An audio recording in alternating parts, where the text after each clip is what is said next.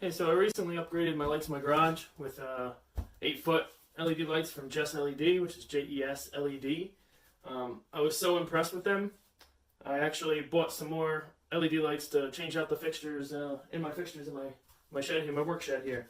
So as you can see here, it comes in a nice sturdy box. Has protectors on the ends. This is a G13 end, which is the dual pin that fits in the existing fixture. My lights right up there, you can see.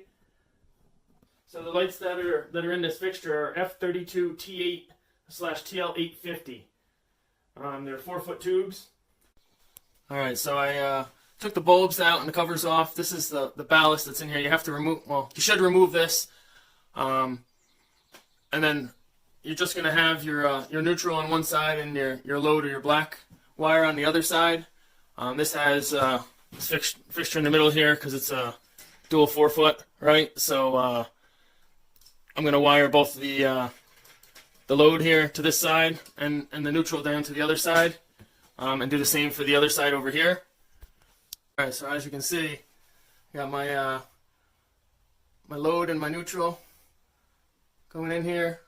My load is going to all the red and the blue wires there, which are feeding from this side of the light. The neutral is going to the 2 yellow wires, which feed from this end and this end, so that you have your load fed from here, your neutral over here, to complete the circuit.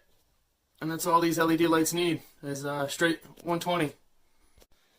All right, so I got 2 of the bulbs in, and yeah, I think it looks plenty bright enough in here around everything I'm working on.